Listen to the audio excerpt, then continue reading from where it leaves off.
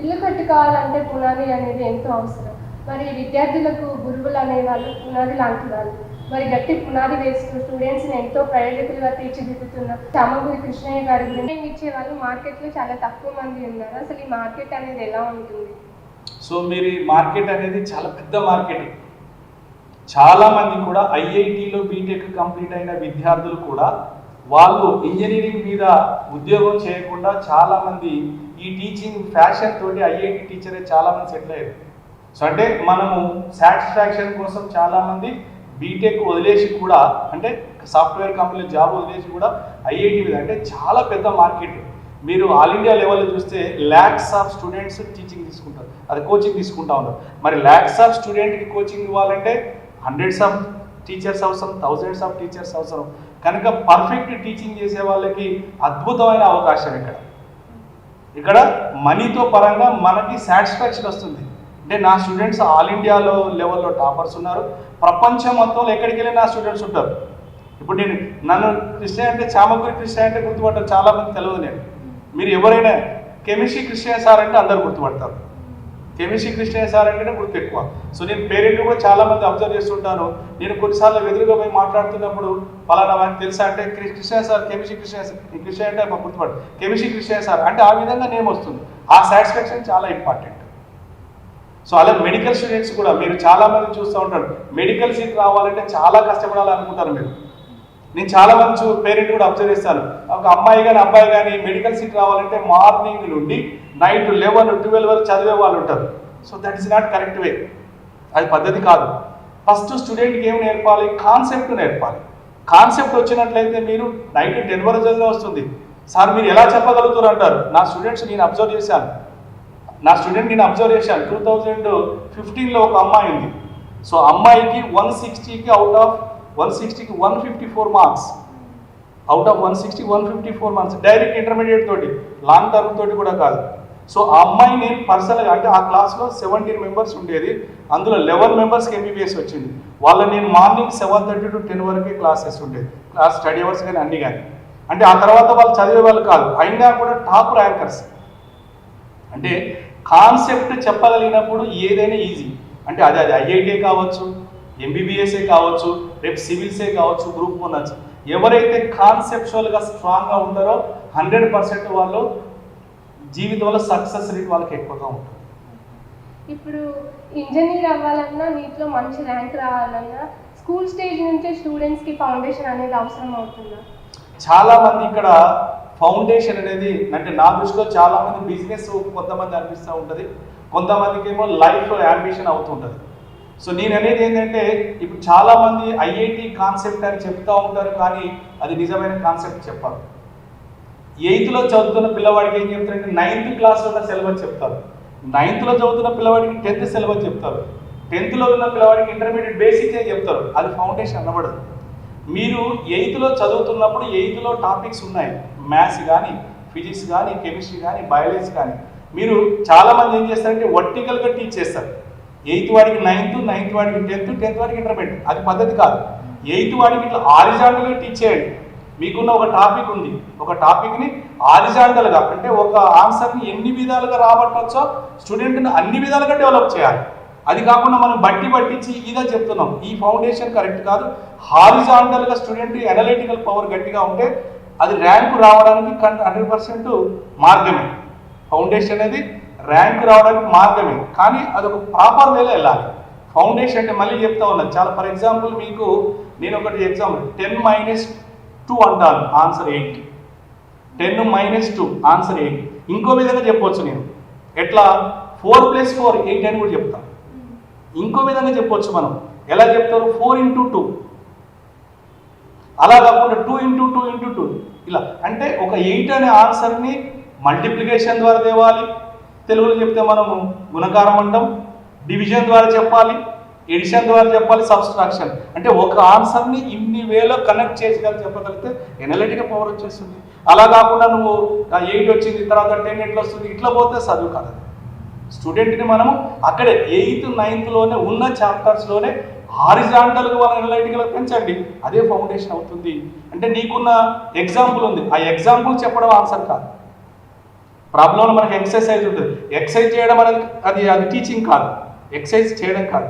ఆ exercise student ఓన్గా చేసేటట్టు చేయాలి, ఎక్సర్సైజ్ స్టూడెంట్ ఓన్గా చేయాలి, అది చదువు. అంటే దానికి సంబంధించిన కాన్సెప్ట్ని స్టూడెంట్ని డిఫరెంట్ వాళ్ళకి థింక్ చేయించగలిగితే ఆటోమేటిక్గా అది ఫౌండేషన్ అవుతుంది. వాడు ఎప్పుడైతే ఓన్గా చేయడం కలుగుతుందో వాడికి ఇన్నర్ ఫీలింగ్ ఎక్కువగా ఉంటుంది, 100% నేను చేయగలను కనుక నేను సక్సెస్ సాధిస్తానని చెప్పేసి. అప్పుడు ఎప్పుడైతే ఆ మనసులో కాన్ఫిడెంట్ వస్తుందో ర్యాంక్స్ అనేది ఆటోమేటిక్గా వస్తుంది. సో నా ఉద్దేశంలో ఫౌండేషన్ అవసరమే, కానీ బిజినెస్గా కాదు. ఫౌండేషన్ అవసరమే, బిజినెస్గా కాదు. ఎలా ఉండాలో ఫౌండేషన్ అంటే హారిజాంటల్గా చెప్పాను ఒక కాన్సెప్ట్. నేను చాలామంది చూస్తాను, ఒక స్టూడెంట్కి 20/5 అంటే ఆన్సర్ రాదు, 20/5 అంటే ఆన్సర్ రాదు, భయపడిపోతాం. కానీ అక్కడ ఏం చేయాలంటే ఫస్టే నువ్వు 8th 9th 10th 6th నుంచి ఏం చేయాలంటే ఎడిషన్ని, సబ్స్ట్రాక్షన్ని, మల్టిప్లికేషన్ని, ఓకే, డివిజన్ 4 ఒకే క్వశ్చన్లో వచ్చేటట్టు చూడండి. మీరు ఫస్ట్ ఏం చేస్తారు, డివిజన్ పార్ట్ డివిజన్ మాత్రం చెప్తున్నారు, ఎడిషన్ పార్ట్ ఎడిషన్ మాత్రం చెప్తున్నారు, సబ్స్ట్రాక్షన్ పార్ట్ సబ్స్ట్రాక్షనే చెప్తున్నారు. ఓకే, కానీ ఇవన్నీ కలిపి ఒకేసారి చెప్పండి, ఒకే ప్రాబ్లం సాల్వ్ చేయండి. అట్లాంటి 10 ప్రాబ్లమ్ సాల్వ్ చేస్తే స్టూడెంట్ ఏం చేస్తాడు, కొత్త ఆన్సర్ కోసం వెతుకుతాడు, ఏదో వెతుకుతాడు. సో ఆ థింకింగ్ లెవెల్ పెంచాలి, ఆటోమేటిక్గా స్టూడెంట్ గొప్పవాడవుతాడు, క్వశ్చన్స్ వాడే వేస్తాడు, మనం వేయాల్సిన అవసరం లేదు. So that is the meaning of foundation. ఇప్పుడు స్టూడెంట్స్లో చూసుకుంటే అందరూ ఒకలా ఉండరు, కొందరు ఈజీగా క్యాచ్ చేస్తారు, మరి కొందరేమో చాలా స్లోగా నేర్చుకుంటారు, కొందరు నేర్చుకుంది కూడా మెమరీ పవర్ తక్కువ నుండి మర్చిపోతుంటారు. అలాంటి వాళ్ళని ఎలా డీల్ చేస్తారు, మీరు వాళ్ళని ఏ విధంగా మోటివేట్ చేస్తారు?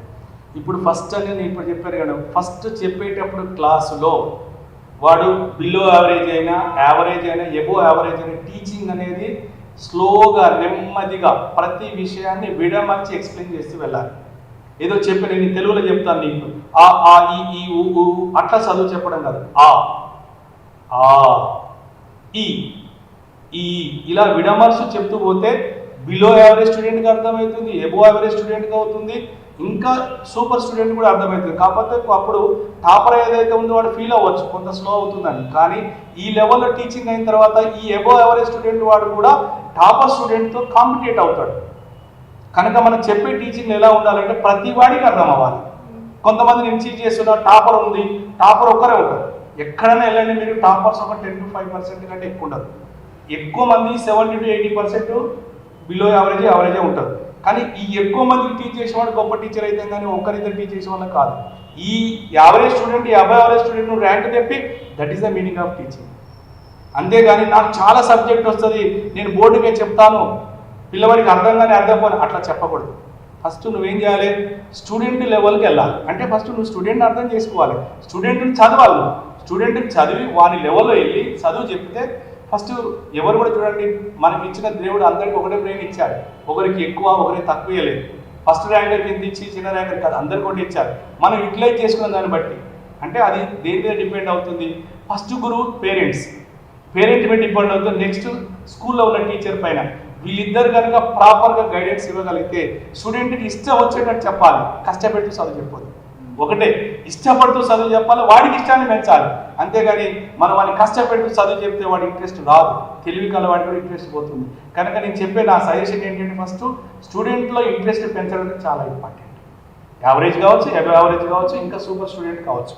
అయితే టీచింగ్ చెప్పిన తర్వాత నేనేం చేస్తానంటే బిలో యావరేజ్ స్టూడెంట్ని మళ్ళీ ఒకసారి దగ్గర పిలుచుకొని, నాన్న ఇది కాదు నువ్వు ఇది ప్రిపేర్ అవ్వు, ఇంతవరకు ప్రిపేర్ అవ్వు, నీకు ఎంతవరకు సాధ్యమో అంతే ప్రిపేర్ అవ్వు అంటాం.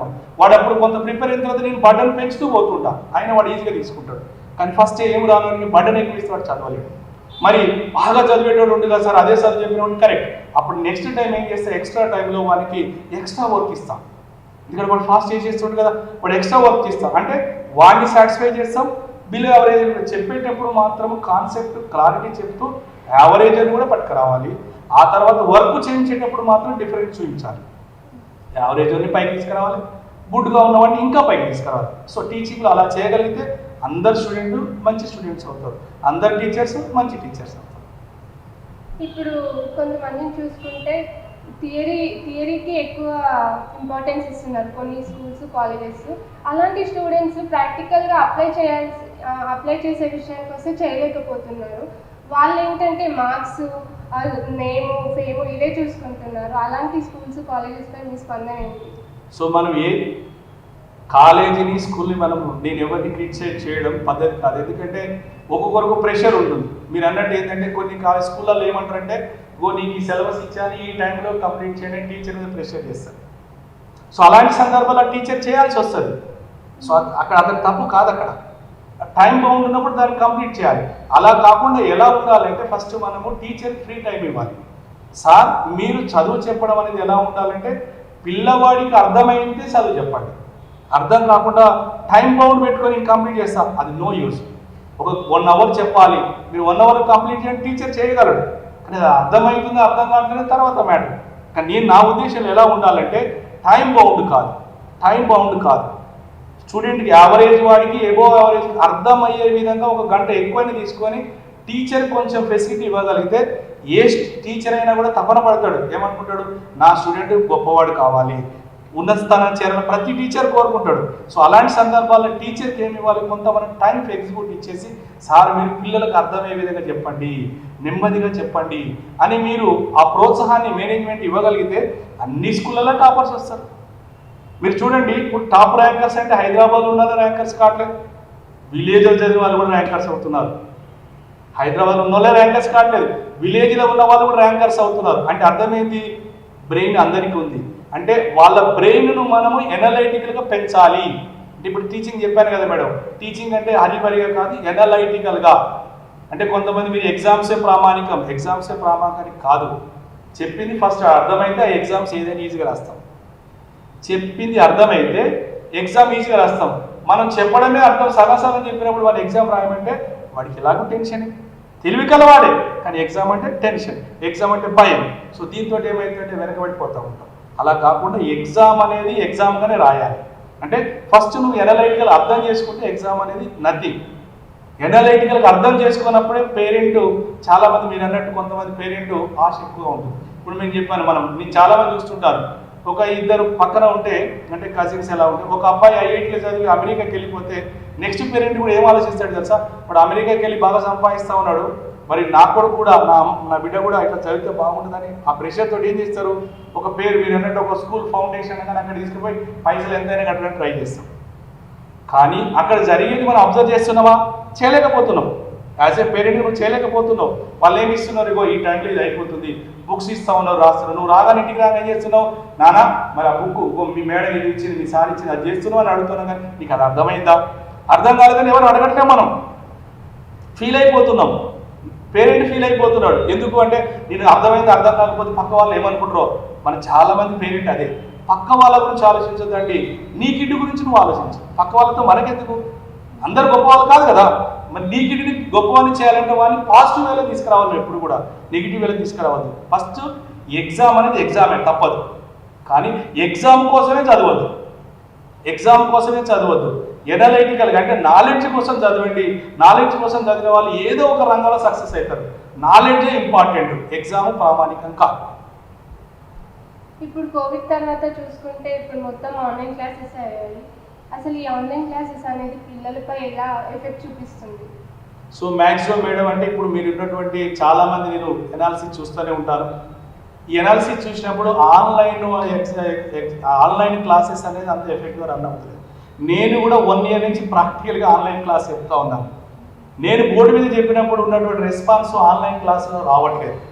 నేను ఫ్రాంక్లీగా చెప్తా ఉన్నా, కొంతమంది స్టూడెంట్ ఫీల్ అవుతుంటారు.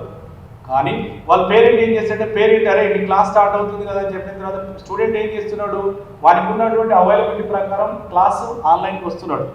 ఒక యాప్, జూమ్ యాప్, మనం మీట్ గూగుల్ ద్వారా ఏదో ద్వారా చెప్తాం కదా, సిస్టంలో వాళ్ళ కరెక్ట్గా ఆన్ అవుతాడు.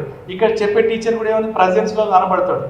కానీ అతను స్టూడెంట్ ఏం చేస్తూ ఉంటాడు, ఇంకా వేరే పక్కన సిస్టాన్ని ఓపెన్ చేసి యూట్యూబ్ చూడడము, ఫేస్బుక్ చూడడము, ఫ్రెండ్స్తో చాటింగ్ చేయడం. చాలామంది స్టూడెంట్ ఫీల్ అవుతారు, నాకు తెలిసింది. కానీ నేను ప్రాక్టికల్ అబ్జర్వేషన్, నేను చాలామంది వార్నింగ్ కూడా ఇచ్చాను. So that is not correct way. అంటే నువ్వు ఇప్పుడు పేరెంట్ ఏమనుకుంటున్నాడంటే, అరే మా అబ్బాయి క్లాస్లోనే ఉన్నాడు కదా అనుకుంటాను. కానీ వాడి మంది క్లాసులో కాదు, ఫిజికల్గా ఉన్నాడు. కానీ మెంటల్గా ఎక్కడ ఉన్నాడు, యూట్యూబ్లో ఉన్నాడు, ఫేస్బుక్లో ఉన్నాడు, ఫ్రెండ్స్ తోటి చాటింగ్లో ఉన్నాడు. అలాంటప్పుడు అది క్లాస్ వాడు తెలివిలోనే ఎలా అర్థమవుతుంది? సో ఆ కంట్రోలింగ్ పవర్ మనకు రాదు. కనుక పేరెంట్ నేను చెప్పేది ఒకవేళ తప్పదు, ఆన్లైన్ తప్పట్లేదు, మరి తప్పనప్పుడు మరి మనం ఎస్కేప్ చేయడానికి కుదరదు కదా, మరి ఏం చేయాలి అంటే యాజ్ ఏ పేరెంట్గా ఎవరైతే గార్డియన్ ఇంటికాడ ఉంటారో వాళ్ళు అప్పుడప్పుడు వచ్చి చెక్ చేస్తూ ఉండాలి. మీరు ఇంటికాడ ఫర్ ఎగ్జాంపుల్ తల్లిగా ఉందనుకో, వంట వండుతున్నాం అనుకో, ఒక్క నిమిషం అబ్బాయి కానీ అమ్మాయి ఏం చేస్తాడు ఒక్కసారి తొంగి చూసి తట్టిపోయినాం అనుకో, అరే మా మమ్మీ వచ్చి చెక్ చేస్తుందన్న భయం అనేది ఉంటుంది. అలా ఇవన్నీ చెక్ చేయాలి, అదొక రాంగ్. ఈ రోజుల్లో మనకు విలేజ్లో చాలామంది పేరెంట్స్ ఉన్నారు, వాళ్ళకి ఇంటర్నెట్ ప్రాబ్లం చాలామంది. ఇంటర్నెట్ ఉంది కానీ స్పీడ్ రాదు, కొన్ని తర్వాత సర్వీస్ ప్రాబ్లమ్స్ ఉన్నాయి, దానివల్ల కూడా వాళ్ళకి లాస్. ఇప్పుడు మీరు ఫర్ ఎగ్జాంపుల్ ఇంటర్మీడియట్ కానీ 10th కానీ 9th కానీ మ్యాథ్స్ కానీ ఫిజిక్స్ కానీ కెమిస్ట్రీ కానీ కనెక్టివిటీ లేకపోతే నెక్స్ట్ క్లాస్ అర్థం కాదు. కనుక కనెక్టివిటీ మిస్ అయితే ఇబ్బందిగా. అంటే సర్వీస్ ప్రాబ్లం వచ్చినా నీకు ప్రాబ్లమే, మొబైల్ ప్రాబ్లం వచ్చా నీకు ప్రాబ్లం, సిస్టమ్ ప్రాబ్లం వచ్చిన ప్రాబ్లం, అంటే ఇంటర్నెట్ ప్రాబ్లం ఉంది కనుక అది కూడా చాలా ప్రాబ్లం అవుతుంది. చాలామంది ఈ రోజుల్లో మీరు చూస్తూ ఉంటారు ఎక్కువ బిజినెస్ మొబైల్ బిజినెస్ ఎక్కువైంది కరోనా ఎఫెక్ట్లో. ఎందుకంటే ప్రతి పేరెంట్ ఎవరైనా రిక్షా దిక్కేటోడు కావచ్చు, రైతు కావచ్చు, చిన్న చిన్న ప్రైవేట్ ఎంప్లాయీస్ కావచ్చు, ఎవరు ఏం చేస్తున్నారు, అరే మా పిల్లవాళ్ళు వెనకబడవద్దు, వేరే పిల్లవాళ్ళు ఆన్లైన్లో వింటున్నారు కనుక దానికోసం మనం ఏదో ఒకటి కొనిస్తున్నాం. మరి ఆ డబ్బులు ఒక రిక్షా దొక్కేవాడు ఒక మంత్లీ 40,000 ప్రత్యేకంగా ఇన్వెస్ట్ చేయాలంటే చాలా కష్టం, చాలా అంటే చాలా కష్టం. అయినా కూడా వాళ్ళు కొనుక్కొచ్చి ఇస్తూ ఉన్నారు, అంటే అందరూ కొనలేరుగా. మరి అంటే ఇందులో మనం ఆన్లైన్ అనేది 100% ఇవ్వలేకపోతా ఉన్నాం. మనం అబ్జర్వ్ చేసిన 50% కూడా యూటిలైజ్ చేసుకోవట్లేదు.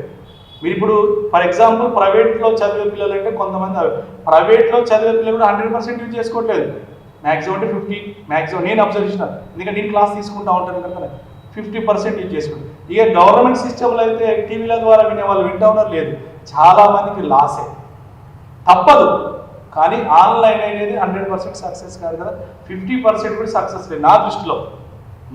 ఇది నా పర్సనల్, మిమ్మల్ని ఎవరితో కాదు, నా పర్సనల్ 50% కూడా సక్సెస్ రేట్ లేదు, ఇది మెయిన్.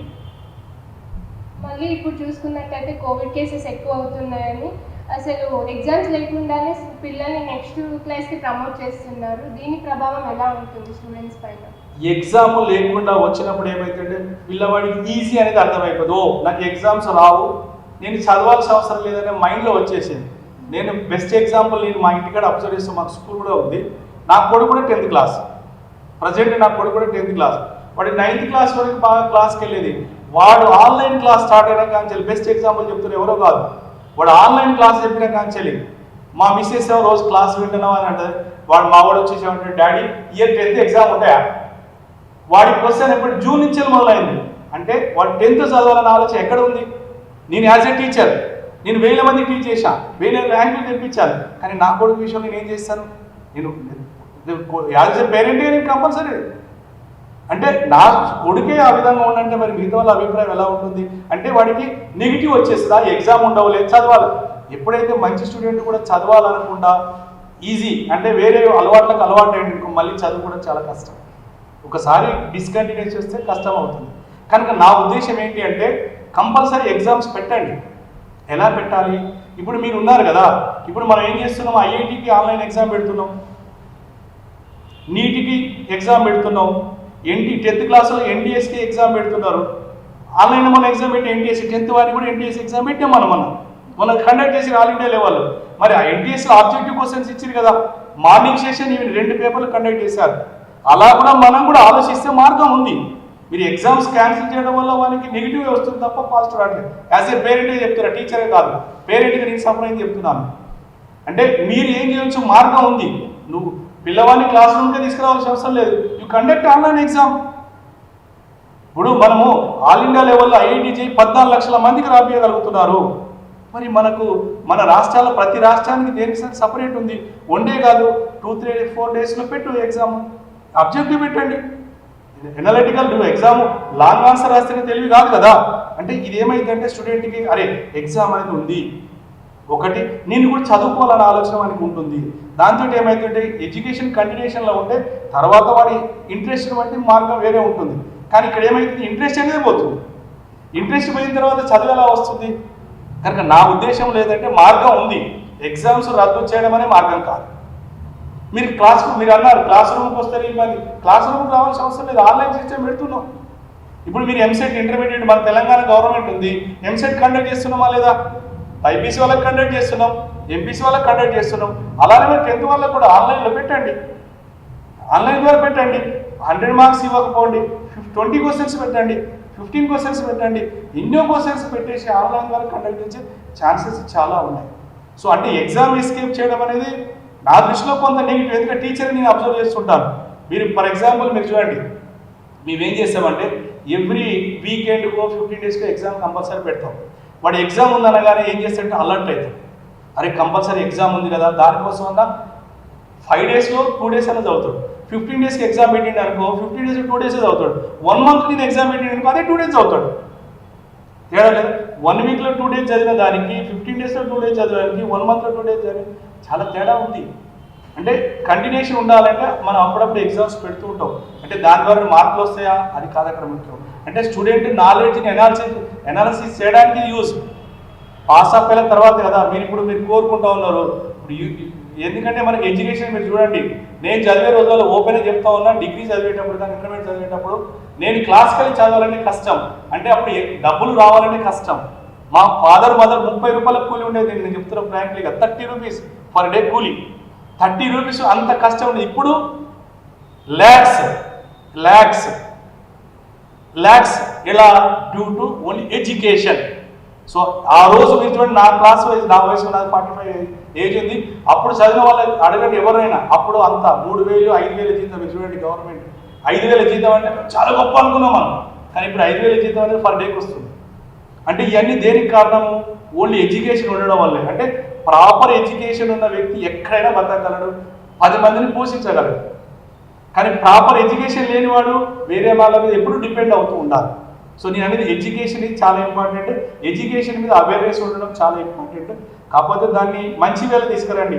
నేను మీ మేడం ఇంతకుముందు చెప్పినట్టు ఏమైంది, ఎగ్జామ్స్ ఏమో ప్రామాణికం కాదు. మళ్ళీ చెప్తా ఉన్నాం, మొన్న మన ప్రైమ్ మినిస్టర్ గారు కూడా చెప్పారు, ఎగ్జామ్గా తీసుకోండి, ఫ్రీగా పోయి రాయండి. అలా అంటే ఎప్పుడు నీకు ఫ్రీనెస్ వస్తుంది? కాన్సెప్చువల్గా యు ఆర్ స్ట్రాంగ్.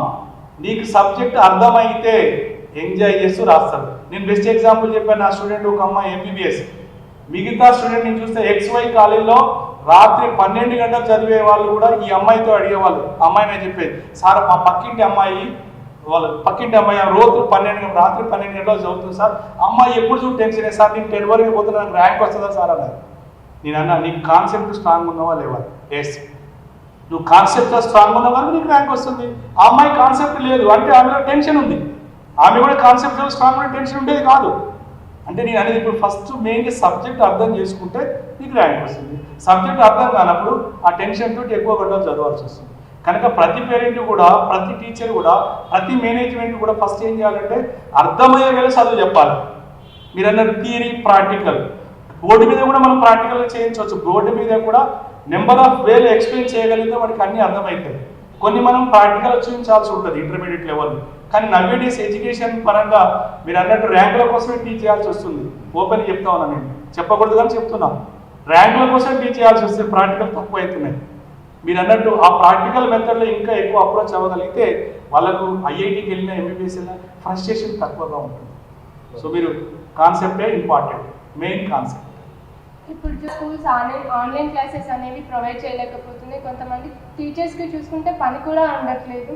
అలాంటి వాళ్ళకి మీ స్పందన ఏంటి అలాంటి వాళ్ళ గురించి? సో ఇప్పుడు కోవిడ్ వల్ల మెయిన్గా ఎఫెక్ట్ అయిందంటే ఎడ్యుకేషన్ సిస్టమ్. ఎడ్యుకేషన్లో స్టూడెంట్ ఎఫెక్ట్ అవుతున్నారు, మెయిన్గా టీచర్స్ ఎఫెక్ట్ అవుతున్నారు. తర్వాత మీరు కొన్ని స్కూల్స్ ఉన్నాయి, కొన్ని కాలేజీలు ఉన్నాయి. కార్పొరేట్ కాలేజీల ఉద్దేశం వదిలేసి రెగ్యులర్గా నార్మల్ చిన్న చిన్న కాలేజీలు, ఇండివిజువల్ బ్రాంచెస్ ఉన్నటువంటి మేనేజ్మెంట్ ఇబ్బంది పడుతుంది, స్టాఫ్ కూడా ఇబ్బంది పడుతుంది. కానీ కొంతమంది తీసేస్తున్నారు అంటున్నారు. కానీ చాలా చిన్న చిన్న స్కూల్లో నేను అబ్జర్వ్ చేస్తూ ఉన్నాను, అప్పుడు ఒక 15,000 ఇచ్చేవాళ్ళు, ఇప్పుడు 5,000 6,000 ఇచ్చి కూడా వాళ్ళని ఏదో విధంగా ఎంగేజ్ చేస్తున్నాం. ఏదో విధంగా చిన్న స్కూల్ నేను చాలా అబ్జర్వ్ చేశాను. మీరు అంటే ఎందుకంటే పక్క కార్పొరేట్ స్కూల్లో, కార్పొరేట్ కాలేజో ఆన్లైన్ చెప్పినప్పుడు వాళ్ళు ఫీజులు వసూలు చేస్తున్నప్పుడు ఇక్కడ పేరెంట్ కూడా అడుగుతారు కదా, వీళ్ళ దగ్గర నామినల్ ఫీజు తీసుకొని కూడా ఇక్కడ టీచర్స్ అంటే వాళ్ళు ఏం ఫీల్ అవుతారంటే ఉద్యోగమే ముఖ్యం కాదు, నా స్టూడెంట్ బ్యాక్ బాగా పక్క స్కూల్ పిల్లవాడు బాగా అవుతున్నాం, నా స్టూడెంట్ వెనకబడద్దు. టీచర్ ఆ ఎఫెక్ట్ తోటి ఎంత జీతం వచ్చినా చాలా మంది చిన్న చిన్న స్కూల్ నేను చూస్తూ ఉన్నా, వాళ్ళకి వచ్చిందంటే అందరూ అండర్స్టాండింగ్ తోటి తీసుకుంటా ఉన్నారు. కానీ అప్పుడున్నంత హ్యాపీగా పెద్ద లేరు, 100%గా హ్యాపీగా లేరు. చాలా ఫ్యామిలీలు చిరిగిపోతూ ఉన్నాయి. ఇప్పుడు నేను నా కాలేజ్ ఉంది, మీరు చాలామంది మీరు గొప్ప చెప్తున్నారు, రియల్ మీరు అడగండి, మా స్టాఫ్ను అడగండి. మేము అప్పుడు ఫస్ట్లో ఇచ్చినంత జీతం ఇవ్వకపోయినా కానీ మేము ఒక 80% జీతాలు ఇస్తూ మేము ఎవ్రీ మంత్ టిల్ డేట్ వరకు కూడా మేము జీతాలు పే చేశాం. సో నేను చెప్పాను, మనకు వచ్చేదంటే చూసుకుందాం, పిల్లలు ఇచ్చే చదువు చెప్దాం, పేరెంట్ ఇస్తాడు. మా పేరెంట్స్ కూడా మేము చదువు చెప్పిన తర్వాత మా పేరెంట్స్ కూడా హెల్ప్ చేస్తూ ఉన్నారు.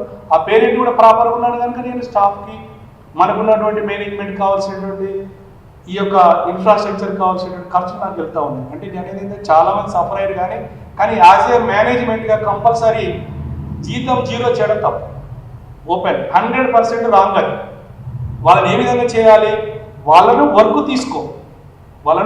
తీసుకో, అంత కాకపోయినా కొంత జీతం అయితే కంపల్సరీ ఇవ్వాలి మినిమం. వాళ్ళు ఎందుకంటే బతకాలి కదా, కోవిడ్లో ఇంపార్టెంట్ సంపాదన ముఖ్యం కాదు, బతకడం ఇంపార్టెంట్. ఆ బతకడం అంటే కొంత అవసరం, దానికోసం అయితే ప్రతి ఒక్కరు మేనేజ్మెంట్ ప్రొవైడ్ చేయాలి. నా ఉద్దేశం అయితే అది, ప్రతి ఒక్కరు కూడా ప్రొవైడ్ చేయాలి. తీసేయడం అనేది ప్రామాణికం కాదు. Don't remove the staff remove చేయొద్దు. కాకపోతే చెప్పండి, ఒకటి ₹1,00,000 ఇస్తున్నాం, ఒకటి 10,000 ఇస్తున్నాం, ఈ 1,00,000 ఇచ్చేవాడికి చెప్పండి, నాన్న మిగతా వాళ్ళు కూడా మీ దోస్తులే, మిగతా వాళ్ళు కూడా మీ తోటి సహోద్యోగులే కదా, కనుక మీరు కొంచెం తక్కువ తీసుకోండి, మిగతా వాళ్ళకి 10,000 ఇద్దాం, ఈ 15,000 ఇద్దాం, వాడు బతుకుతాడు కదా. ఆ తర్వాత నీకు వచ్చిన తర్వాత చెప్పండి, మీకు ఇక్కడ ఎక్కువ ఇచ్చాను, మీరు ఏం లేకుండా మీకు జీతం ఇచ్చాను, మీకు ఇప్పుడు ఎక్కువ ఇయ్యను, వాళ్ళకి ఎక్కువ ఇస్తాను అని దాన్ని మెయింటైన్ చేసుకుంటూ పోవాలి. కానీ అసలే జీతం ఇవ్వకపోతే ఎలా అండి? నాకు ₹1,00,000 వస్తున్నాయి, నేను జీతం ఉంటాను, నేనేం చేస్తాను? ఇల్లు కోసం లోన్ పెట్టుకుంటా, కార్ కోసం లోన్ పెట్టుకుంటా, చాలా ఉంటాయి. నాకు 1,00,000 వస్తుందని అయినా కానీ దాచుకోను. మరి నాకు ఇప్పుడు జీతం రాకపోతే నా పరిస్థితి ఏంటి? 10,000 వారికంటే హీన స్థితే అనుకోవచ్చు. అప్పుడు 1,00,000 వచ్చింది గొప్ప, ఇప్పుడు ఏం కాదు అక్కడ. కనుక అందరు బతకాలన్నప్పుడు ప్రతి మేనేజ్మెంట్ కూడా సపోర్ట్ కంపల్సరీ వాళ్ళకి ఇవ్వాలి. నా ఉద్దేశంలో గవర్నమెంట్ కూడా కొంత సపోర్ట్ ఇస్తే బెటర్. ఎలా అంటారు మీరు? అంటారు గవర్నమెంట్ ఎలా జీతం ఇవ్వాలా? కాదు, మీరు మాకు ఇచ్చేటువంటి ఇప్పుడు రెంట్లు ఉన్నాయి, ఆ రెంట్లు ల్యాక్స్ ఆఫ్, ఆ రెంట్లు బంద్ చేయించండి. వాళ్ళు ఇట్లా బంద్ చేయరు, ఆ మేనేజ్మెంట్ బంద్ చేయరు. ఏమని చేయాలి మీరు? మాకు ఏది ట్యాక్స్ ఏదైతే ట్యాక్స్ తగ్గియండి, కొంత సేవ్ అవుతాం. కరెంటు బిల్లులు ఉన్నాయి, ఇక్కడ ఏంటి మనకు కమర్షియల్ కరెంటు బిల్లు, దాన్ని హౌసింగ్ కరెంటు బిల్లు చేయండి. అలా ప్రతి నెల మాకు మిగిలితే ఆ పైసలు మేము ఏం చేయవచ్చు? మీరు 2,000 10,000 ఇవ్వచ్చు, కానీ మేము ఏం చేస్తాం? మనిషికి 10,000 ఇవ్వగలం. మాకు ఏదైతే ఈ రెంట్లు ఈ ట్యాక్స్లు తగ్గించేసి ఇవన్నీ తగ్గిస్తే మేము వచ్చి ఆ డబ్బులతోటి ప్రతి మా దగ్గర ఎందుకంటే ఉండే లిమిటెడ్ ఎంప్లాయీస్ వాళ్ళకి మనిషికి 10,000 ఇవ్వగలం ఎక్స్ట్రాగా. సో అది ప్రొవైడ్ చేయవచ్చు మీరు. అట్లాంటప్పుడు మీరు సహాయం చేస్తే మేము కూడా 100%. ఏ మేనేజ్మెంట్ కూడా తీసేయాలి, డబ్బులు సంపాదించుకోవాలి ప్రతి ఒక్కరు ఉండదు, కొంతమంది ఉంటారు. ఫర్ ఎగ్జాంపుల్ మీరు అడిగారు, నేను ప్రత్యేకంగా నేను సర్వీస్ మోటో, మీరు నా స్టూడెంట్ మీరు అడిగండి, చాలామంది చెప్తారు. నేను ఇండివిజువల్ కోచింగ్ సెంటర్ ఉండేది, నా కోచింగ్ సెంటర్లో నేను నా జీతం చేస్తూ కోచింగ్ సెంటర్ రెంట్ కట్టేవాడిని, కోచింగ్ సెంటర్ చెప్పి టీచర్ జీతాలు ఇచ్చేవాడిని. కానీ ఒక్కొక్క స్టూడెంట్ వస్తాడు, ఒకరు ఎస్సీ కావచ్చు, ఒకరు ఎస్టీ కావచ్చు, ఒకరు బీసీ కావచ్చు, ఓసీ కావచ్చు, కొంతమంది అనాథ పిల్లలు వచ్చి, సార్ నా ఫాదర్ లేడు, మా మదర్ లేదు, ఏంటిరా మరి నువ్వు ఎంత కడతావు? వాడు 10,000 కడతాను అనుకో, వాడు 2,000 కట్టినని చదువు చెప్పిన, 2,000 కట్టిన నేను టీచింగ్ చేసి ఎంఎస్సీ కెమిస్ట్రీ కోచింగ్. మీకు చాలామంది ఉంటారు, నాకు థౌజండ్స్ ఆఫ్ పీపుల్ ఉంటారు. వాళ్ళు నాకు అదే, నాకు ఈరోజు నాకున్న గొప్పతనం అది, ఎక్కడ పోయినా కెమిస్ట్రీ కృష్ణ అనడానికి కారణం అది. కేసీపీ అంటే ప్రతి స్టూడెంట్ చెప్తారు, మీరు నా స్టూడెంట్ చాలామంది ఉంటారు, మీరు కనుక్కోవచ్చు. అలా అంటే హెల్ప్ చేశాను, వాళ్ళందరికీ చెప్తాను. నాకు ఎందుకు, నాకు దేవుడు జ్ఞానం ఇచ్చాడు, నేను ఐఐటీ చేసి నాకు డబ్బులు వస్తున్నాయి, అవి చాలు నాకు. కానీ మీరు బతకాలరా, మీరు బతుకుతున్నారంటే మీరు రేపు ప్రయోజకులు అయ్యింటే పేద విద్యార్థులు హెల్ప్ చేయమంటాం. మీరు నా స్టూడెంట్ అడగండి. ఇప్పుడు నేను కొంతమంది లాస్ట్ ఇయర్ ఒక 2 ఐఐటి స్టూడెంట్స్ ఉన్నారు.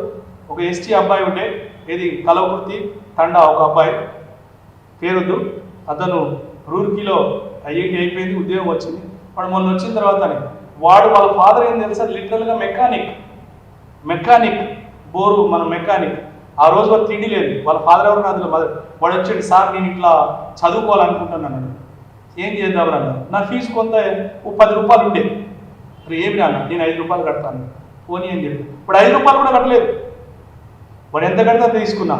వాడు ఇప్పటికి ఫస్ట్ ఉద్యోగం రాగానే, సార్ మీరే నాకు దేవుడు అన్నాడు. నేను కాదా, నేను దేవుడిని, మీ అమ్మా నాన్న దేవుడు, నిన్ను చదివిస్తారు చూడ, మీ అమ్మా నాన్న దేవుడు అన్న. వాళ్ళని గుర్తుపెట్టుకో, నువ్వు సంపాదిస్తున్నావు, వాళ్ళకి సేవ చేయమన్నా. అంటే నేను కొంతమందికి టీచింగ్లో నాకు ఎందుకు సంతృప్తి అవుతుందంటే, నేను కొంత డబ్బులు సంపాదిస్తున్నా, తప్పే లేదు, నేను కూడా పొట్ట ఉంది కనుక సంపాదిస్తున్నా. అయినా కూడా నేను చాలామందికి ప్రేరేపణ చేస్తాను. చాలామంది స్టూడెంట్ చెప్తా, ఇప్పుడు నేను చెప్పిన ఎంబీబీఎస్ స్టూడెంట్ చెప్తా, మీరు వ్యాపార దృక్పథమే కాదు, కొంత సేవ దృక్పథం. డబ్బు ఉంటే తీసుకోండి, లేని వాళ్ళు మాత్రం పీడించొద్దని నేను చాలామంది చెప్తూ ఉంటాను. నా గైడెన్స్ అదే. మీరు ఏం సార్ మీరు ఇలా చెప్తున్నారు, ఇంత జీతం తీసుకున్నారు మీరు అనొచ్చు. మీరు ఎగ్జాంపుల్ మాది ఎక్సెల్ స్కూల్ కూడా ఉంది నాకు 1 to 10. నా స్కూల్లో 300 మెంబర్స్, 280 to 300 మెంబర్స్ ఉంటారు. అందులో లిటరల్గా 18 మంది ఆర్ఫన్స్, ఇప్పటికి కూడా 18 మంది అనాథలు చదువుతున్నారు నా స్కూల్లో. 18 మంది అనాథలు. నేను ఎవరికైనా చెప్తాను, మీరు ఎవరండి, నా స్కూల్ ఫీజు గవర్నమెంట్ డిసైడ్ చేసిన ఫీజు కంటే ఒక 1000 రూపీస్ తక్కువ ఉంటుంది, కానీ ఎక్కువ తీసుకోండి. మళ్ళీ అందులో టీచర్స్ కూడా అందరూ బీఈడి పీజీ కంప్లీటెడ్ టీచర్సే. మీరు టీచర్ తగ్గిస్తారా? లేదు. నేను అందరికీ ఎరికే, నా మోటో అది. నేను ఇక్కడ కాలేజీలో నాకు అన్నం సరిపోయిన డబ్బులు వస్తున్నాయి, కానీ స్కూల్లో మాత్రము సేవా దృక్పథమే నాకు ఎక్కువ. ఎందుకంటే నేను విలేజ్ బ్యాక్గ్రౌండ్ నుంచి వచ్చాను. నేను ఈ స్థానానికి రావడానికి కారణం నాకు ఎడ్యుకేషన్. కనుక ప్రతి పేద విద్యార్థి కూడా ఎడ్యుకేషన్ ఉండాలనే ఉద్దేశంతో మినిమం ఫీజులతో రన్ అవుతుంది. అందులో 18 మంది ఆర్ఫన్స్, అనాథలు, డొనేషన్ ద్వారా చదివే వాళ్ళు చాలామంది ఉన్నారు. సో అది నా మోటో. అంటే నేను నా పర్సనల్గా చేస్తూ ఉంటాను, స్కూల్ పర్సన్ కూడా ఉంటుంది. అంటే రేపు డబ్బే ముఖ్యం కాదు, రేపు పేరే ముఖ్యం. టీచర్ అంటే గొప్పవాడు. ఎందుకంటే టీచర్ని ఎందుకు పే చేస్తారంటే రీజన్ అదే. నేను ఎప్పుడు కూడా వాళ్ళని ఎడ్యుకేట్ చేస్తూ ఉంటాను. ఎగ్జామ్ గురించి భయపడద్దురా, జీవితంలో పైకి రావాలి, కష్టపడాలి. పేరెంట్ నేను ఏం చెప్పినా ఇప్పుడు కూడా మీకు అందరికీ చెప్తా ఉన్నా, స్టూడెంట్ ఎవరైనా వినేటలు ఉంటే ఫస్ట్ మీరు సంపాదించి ఏదైనా పేరెంట్ను సంతృప్తిగా చూసుకోవడం మెయిన్. తల్లిదండ్రులను చూసుకున్నవాడే గొప్పవాడు. ఎంత సంపాదించిన గొప్పవాడు కాదు, తల్లిదండ్రులను మంచిగా చూసుకున్నవాడే గొప్పవాడు. సో ఎడ్యుకేషన్ ద్వారా నేను నేర్చుకున్నది. ఇప్పుడు ఎంపీసీ తీసుకున్న వాళ్ళకి ఐఐటి ఒకటే మార్గం అని చాలామంది అనుకుంటారు. ఒకవేళ ఐఐటీలో సీట్ రాకపోతే ఇంకా వేరే ఆప్షన్స్ అనేవి ఎలా ఉంటాయి? సో చాలామందికి అది కూడా చాలా ఇంపార్టెంట్. సరే, ఇప్పుడు మనం ఐఐటి గురించి అంత గొప్పగా చెప్పాం కనుక ప్రతి పేరెంట్ కూడా ఏం ఆలోచిస్తారు, నా కిడ్ ఐఐటిలో బీటెక్ కంప్లీట్ అవ్వాలనుకుంటారు. అయితే మనకు ఆల్ ఇండియా లెవెల్లో ఉన్నటువంటి సీట్స్ 11,000 అరౌండ్ ఉన్నాయి. మరి ఆల్ ఇండియా లెవెల్లో రాసే వాళ్ళు 14 లక్షల మంది ఉన్నారు. 14 lakhs మెంబర్స్. అంటే అందరికీ ఐఐటి సీట్స్ రావు. సో అయినంత మాత్రాన, ఐఐటి రాకపోయినంత మాత్రాన నీ జీవితం పోలేదు. ఇంకా చాలా ఉంది, అద్భుతమైన జీవితం ఉంది, ఆనందమైన జీవితం ఉంది. సో నీకు ఐఐటి రాకపోతే నెక్స్ట్ ఏముంది, ఎన్ఐటిలో సీట్స్ ఉన్నాయి మనకి, 888 సీట్స్ ఉన్నాయి మనకి, 30,000 దాకా అక్కడ ఉన్నాయి. అంటే నువ్వు ఐఐటి రాకపోయినా కూడా నేషనల్ వైజ్గా ఉన్నటువంటి ఎన్ఐటీలో కావచ్చు, 888 కావచ్చు, డీమ్డ్ యూనివర్సిటీస్లో కూడా ఉన్నాయి. ఇది కాకుండా మీరు చూస్తూ ఉంటారు bits, Birla institute of technology మనకి హైదరాబాద్లో ఫేమస్. బిట్స్ మనకి హైదరాబాద్ సెంటర్లో కూడా రీసెర్చ్ సెంటర్ మనది, గొప్ప సెంటర్. అంటే ఐఐటి రాకపోయినంత మాత్రం ఎవ్వరు కూడా డిప్రెషన్ గురి కావద్దు, ఎవ్వరు కూడా బాధపడవద్దు. మీరు మళ్ళీ వేరే మార్గంలో ఇంజనీరింగ్ చేయవచ్చు. మీరు NIT, IIT, IIIT, deemed university, bits కూడా రాకపోయినా లోకల్ ఇంజనీరింగ్ కాలేజీలు కూడా ఉన్నాయి. సో మీరు ఫస్ట్ మీ ఎడ్యుకేషన్ కంప్లీట్ చేయండి. లోకల్లో కూడా అయిపోయినా కూడా మళ్ళీ మీరు ఐఐటికి వెళ్ళచ్చు. అదేంటి సార్ నాకు ఐఐటి మిస్ అయింది మళ్ళీ అంటే ఉంది. బీటెక్ ద్వారా మళ్ళీ బీటెక్ అయిపోయినా గేట్ ద్వారా మళ్ళీ నువ్వు ఐఐటికి రావచ్చు. అంటే నీ కోరికను ఆ విధంగా కూడా కంప్లీట్ చేసుకోవచ్చు. సో నా ఉద్దేశం, మీరు ఐఐటి ఒకటే ప్రామాణికం కాదు. ఐఐటి రాకపోయినంత మాత్రాన బాధపడకూడదు. వేరే మార్గాలు ఉన్నాయి కనుక పేరెంట్ కూడా ఆ విధంగా ప్రోత్సహించాలి, టీచర్ కూడా దాన్ని కూడా ఎడ్యుకేట్ చేయాలి. సో ఇది రాకపోతే నెక్స్ట్ ఏంటి అన్నప్పుడు ఇవన్నీ ఉన్నాయి నాన్న, నువ్వెవరు బాధపడకూడదు. ఇక్కడ నీకు ఇంకొక అవకాశం కూడా, మళ్ళీ ఐఐటికి వెళ్ళొచ్చు. అది కాకుండా మళ్ళీ బీటెక్ రాలేదనుకోండి, నార్మల్ కోర్సెస్, డిగ్రీ కోర్సెస్ ఉన్నాయి, డిగ్రీ కోర్సెస్, సైన్స్ కోర్సెస్ ఉన్నాయి. సైన్స్ కోర్సెస్ వెళ్ళిన తర్వాత నీకు డిఫరెంట్ ఫీల్డ్లు ఉన్నాయి, చాలా ఫీల్డ్లు ఉన్నాయి. ఒకటి ఇంజనీరింగ్ ఒకటే ఫీల్డ్ కాదు కదా, వేరే కోర్స్ ఉన్నాయి, లైఫ్ సైన్సెస్ ఉన్నాయి. ఇప్పుడు నవే డేస్ మీరు బెస్ట్ ఎగ్జాంపుల్ కరోనా జరుగుతూ ఉంది. కరోనా జరిగితే మరి బీటెక్ వాళ్ళతో జరగకపోవచ్చు కదా. అప్పుడు లైఫ్ సైన్స్ అసలు ఇంపార్టెంట్ ఉంది, మైక్రోబాలజీ స్టూడెంట్ ఉంది, జెనెటిక్ స్టూడెంట్స్ ఉన్నారు, వైరాలజీ, వైరస్ అంటే దీని మీద రీసెర్చ్ చేసే స్టూడెంట్ చాలా మంది అవసరం. రీసెర్చ్ చాలా అవసరం, మీరు చాలా ఇది అబ్జర్వ్ చేయట్లేదు. అంటే దీని సాటిస్ఫాక్షన్ చాలా మంది సైన్స్ ద్వారా రీసెర్చ్ చేసి గొప్ప గొప్ప నోబెల్ ప్రైజ్లు ఎందుకు ఇస్తున్నాం, వాళ్ళు కోట్లు ఇవ్వట్లేదు, ప్రైజ్ ఇస్తున్నాం. ఆ నోబెల్ ప్రైజ్ కోసము జీవితాన్ని సాక్రిఫైస్ చేస్తున్నారు. అంటే బీటెక్ ఒక మార్గం జీవితంలో జీవించడం. అది రాలేదు అంటే జీవితం అక్కడ ఆగిపోవట్లేదు, ఇంకా ఉంది, నీకు చాలా అద్భుతమైన జీవితం ఉంది. ఇటువైపు రా, రీసెర్చ్ వైపు రా, ఫిజిక్స్ మీద రీసెర్చ్ చేయి, కెమిస్ట్రీ మీద రీసెర్చ్ చేయి, మ్యాథ్స్ మీద రీసెర్చ్ చేయి, బాటనీ జువాలజీ మీద రీసెర్చ్ చేయి. వీటి మీద రీసెర్చ్ చేసి నీకు అనుకున్నటువంటి గోల్ ఆ విధంగా కూడా రీచ్ అవుతుంది. సో స్టూడెంట్స్ అందరూ కూడా గుర్తుపెట్టుకోండి, ఐఐటి రాకపోయినంత మాత్రం జీవితం పోదు. కనుక ఆ మార్గం ఒకటే కాదు, పేరెంట్ కూడా వేరే మార్గాన్ని కూడా ఉంది అని చెప్పండి. పాజిటివ్గా జీవితాన్ని లీడ్ చేయండి. ఇప్పుడు బీటెక్లో ఎక్కువ మంది చూసుకుంటే కంప్యూటర్ సైన్స్ ప్రిఫర్ చేస్తారు, లేకపోతే మెకానికల్ సైడ్ వెళ్తుంటారు. మరి సివిల్స్ తీసుకున్న వారికి ఫ్యూచర్ ఎలా ఉంటుంది? సో మనకి బీటెక్లో డిఫరెంట్ కోర్సెస్ ఉంటాయి. మనకి కంప్యూటర్ సైన్స్ అని, ఎలక్ట్రానిక్స్ అని, మెకానికల్ అని, మెటలర్జీ అని చెప్పేసి, సివిల్ అంటే సివిల్ డిపార్ట్మెంట్ అంటే మీరు మరి కన్స్ట్రక్షన్ ఏరియా అనుకుంటాం. డ్యామ్స్ కన్స్ట్రక్ట్ చేయాలన్నా, బిల్డింగ్ కన్స్ట్రక్ట్ చేయాలని, ఇవన్నీ చాలామంది ఉద్దేశం ఏంటంటే కంప్యూటర్ సైన్స్ చదివితేనే ఉద్యోగం కాదు. మీరు ఏ కోర్స్ చేసినా బీటెక్లో మళ్ళీ మీరు ఐఐటీలో ఎంట్రన్స్ గేట్ ద్వారా అక్కడ కూడా మీకు కంప్యూటర్ సైన్స్ వచ్చే ఆస్కారం ఉంది. ఒకవేళ కంప్యూటర్ సైన్స్ రాలేదు అక్కడ మీరు ఐఐటీలో కాదు, ఎన్ఐటీలోనే, ట్రిపుల్ ఐటీలోనే, లేకపోతే సెంట్రల్ యూనివర్సిటీలోనే, లోకల్లో కూడా మీరు సివిల్ చేసేది అనుకోండి, దానికి కూడా భవిష్యత్తు ఉంటుంది. నాలెడ్జ్ అదే చెప్పింది, ఫస్ట్ నాలెడ్జ్ అనేది ఇంపార్టెంట్. హార్డ్ వర్క్, డిసిప్లిన్గా ఎవరైతే సబ్జెక్టు నేర్చుకుంటారో 100% వాళ్ళ జీవితంలో వాళ్ళ గోల్ రీచ్ అవుతుంటారు. సో కంప్యూటర్ సైన్స్ అన్నట్టు ఐఐటి వాడికి 2 కోట్లు వస్తుంది, కాకపోతే 2 కోట్లు రాకపోవచ్చు, కానీ నీవు జీవితంలో సంతోషంగా ఉండే విధంగా నీ కంపల్సరీ నీ జీవితానికి సరిపడేటువంటి ఆపర్చునిటీ 100% ఉంటుంది. సో కంప్యూటర్ సైన్స్ రాపోయినంత మాత్రాన, సివిల్స్ వచ్చినంత మాత్రాన బాధపడాల్సిన అవసరం లేదు. అది కూడా కోర్సే, అది కూడా హ్యాపీగా ఉండొచ్చు. అంటే మన మనిషిని మార్చుకునే విధానం బట్టి ఉంటుంది. ఇది తక్కువ అనుకుంటే తక్కువ, ఇది ఎక్కువ అనుకుంటే ఎక్కువ. నువ్వు అది చేసిన తర్వాత అదే గొప్ప అనుకో, 100% సక్సెస్ అవుతుంటావు. ఇప్పుడు చేసేటువంటి సివిల్ చేసిన వాళ్ళు చాలా మంది ఉన్నారు. సివిల్ చేసిన తర్వాత నువ్వు వేరే మార్గాన్ని ఎంచుకుంటావు, బిజినెస్ మార్గాన్ని ఎంచుకుంటావు, కానీ నీకు ఆ నాలెడ్జ్ చాలా యూజ్ అవుతుంది నీ బిజినెస్లో. అదే ఉద్యోగం చేయకపోవచ్చు, నీకు బిజినెస్లో చాలా యూజ్ అవుతుంది.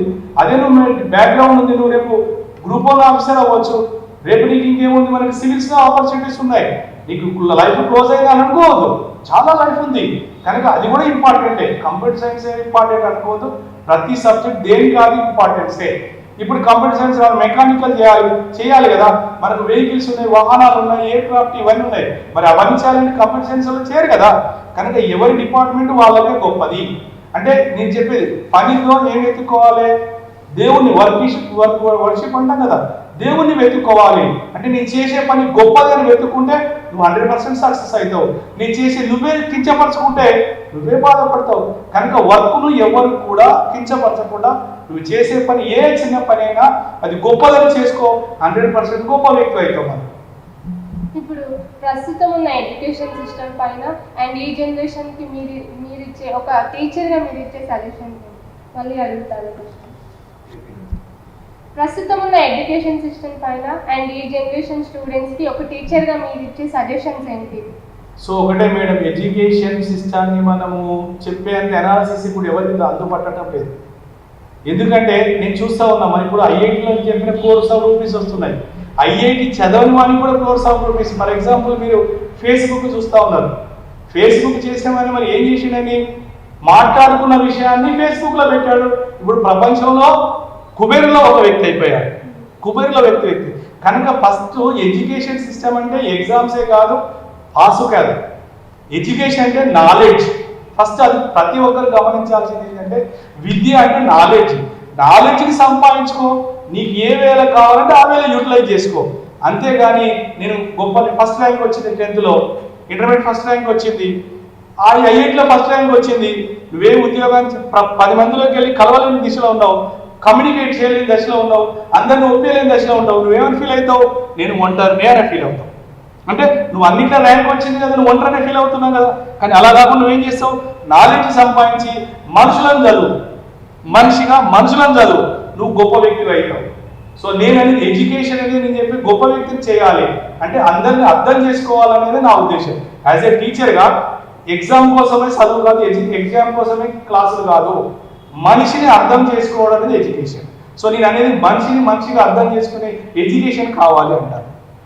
థ్యాంక్ యూ సార్, మీ విలువైన సమయాన్ని మాకు అందించినందుకు. ఇల్లు కట్టుకోవడానికి పునాది అనేది ఎంత అవసరమో విద్యార్థి దశకి గురువు అనేవారు అంత కీలకం. అలాంటి స్టూడెంట్స్కి గట్టి పునాది వేస్తూ స్టూడెంట్స్ని ఎంతో ప్రయోజకులుగా తీర్చిదిద్దుతున్న మన గురువు గారు కెమిస్ట్రీ కృష్ణయ్య గారి గురించి తెలుసుకున్నాం కదా. ఇది ఇవాళ ఎపిసోడ్. మరో గెస్ట్తో మళ్ళీ కలుద్దాం. చూస్తూనే ఉండండి V9 News.